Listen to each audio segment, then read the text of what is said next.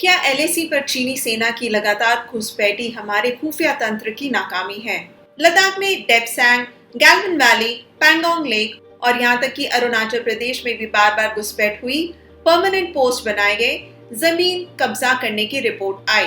तो क्या एलएसी पर हमारी इंटेलिजेंस कमजोर हो गई है? क्या बॉर्डर पे तैनात हमारे जवानों तक खुफिया जानकारी नहीं पहुंची?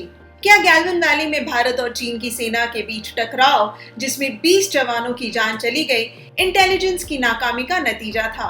हमने फैसला किया कि रिटायर्ड डिफेंस और आईबी ऑफिसर्स से इस बारे में बात की जाए और पता किया जाए कि आखिर इंडियन इंटेलिजेंस सिस्टम में एजेंसी, सुरक्षा बलों और सरकारी विभागों में खुफिया जानकारी जुटाई कैसे जाती है, खास तौर पे चीन से लगे भारतीय सीमा के नजरिए से। और इस बातचीत में हमें ये जानकारी हासिल हुई। लाइन ऑफ एक्चुअल कंट्रोल पर चीनी सेना यानी पीएलए का सामना आईटीबीपी यानी कि इंडो टिबेटन बॉर्डर पुलिस और भारतीय सेना करती है। कई इलाकों में आईटीबीपी के जवान फॉरवर्ड पोस्ट पर होते हैं, जबकि आर्मी कुछ किलोमीटर पीछे कैंप और पोस्ट पर तैनात होती है। एलएसी पर आईटीबीपी और सेना दोनों मिलकर खुफिया जानकारी जुटाती है। मतलब सीमा के इलाकों की निगरानी और लोकल इन्फॉर्मर्स के नेटवर्क के जरिए जानकारी हासिल की जाती है। इसके अलावा एलएसी पर तैनात इंटेलिजेंस ब्यूरो के अधिकारी भी खुफिया जानकारी जुटाते हैं। ये जानकारियां एरियल सर्वेलेंस के जरिए भी एनटीआरओ यानी नेशनल टेक्निकल रिसर्च ऑर्गेनाइजेशन और इसरो यानी इंडियन स्पेस रिसर्च ऑर्गेनाइजेशन की मदद से हासिल की जाती है।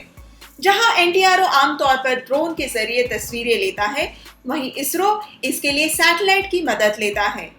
इसरो के पास ऐसे खास सैटेलाइट मौजूद हैं जो सिर्फ डिफेंस से जुड़ी जानकारियां जुटाता है।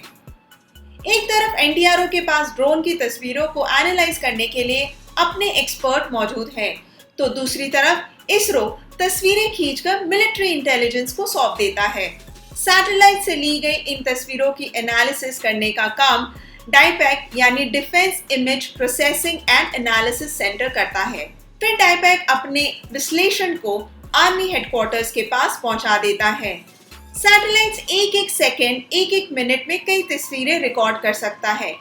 इसलिए डाइपैक और मिलिट्री इंटेलिजेंस को सैटेलाइट तस्वीरें मंगाने के लिए इसरो को पक्के लोकेशन और टाइम पीरियड की जानकारी देनी पड़ती है।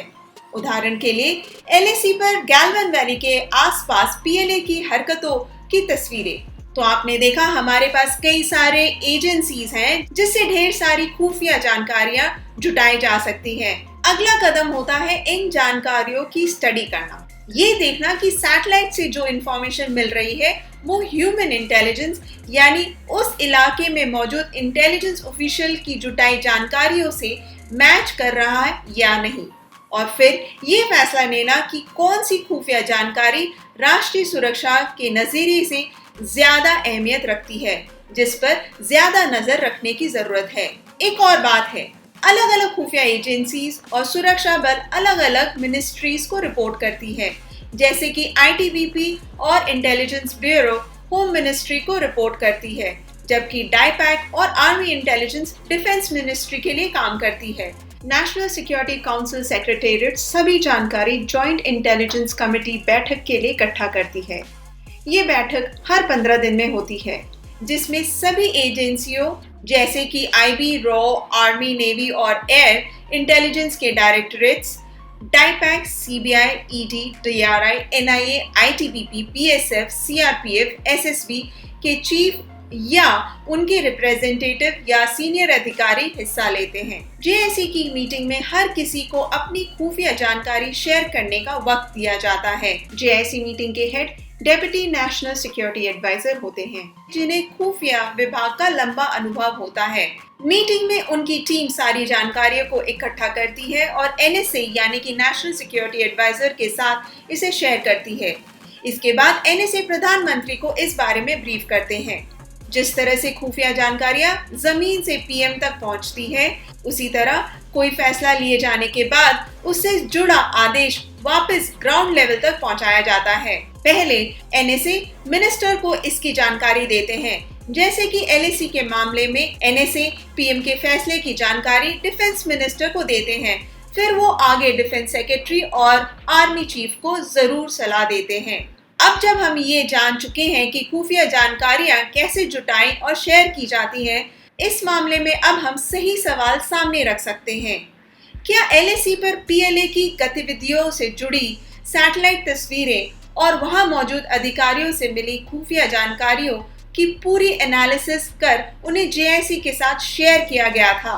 क्या डाइपैक के एक्सपर्ट्स ने सैटेलाइट से मिली तस्वीरों की पूरी जांच कर इसकी जानकारी आर्मी हेडक्वार्टर्स को दी थी? क्या 15 मई से पहले पेट्रोल पॉइंट 14 पर पीएलए के टेंट की सैटेलाइट तस्वीरें या 16 मई के बाद उसी जगह पर पीएलए के नई हरकतों से जुड़ी खतरे को डाइपैक के विशेषज्ञों ने भांप लिया था? क्या डाइपैक और आर्मी इंटेलिजेंस ने जेआईसी की बैठकों में एलएसी पर होने वाली गतिविधियों के बारे में आगाह किया था? द क्विंट ने जिन डिफेंस और इंटेलिजेंस ऑफिसर्स से बात की, उनके मुताबिक जब टेक्नोलॉजी इंसान के द्वारा जुटाई गई खुफिया जानकारियों की पुष्टि करता है तो उस जानकारी को पक्का मान लिया जाता है। इसलिए जब जेआईसी की मीटिंग में इंटेलिजेंस इनपुट के साथ बार-बार पीएलए की घुसपैठ से जुड़ी सैटेलाइट तस्वीरें रखी जा रही थी, क्या हमने इस खतरे को भांपने में गलती कर दी या फिर राजनीतिक इच्छा शक्ति या पॉलिटिकल विल की कमी की वजह से कोई कार्रवाई नहीं की गई?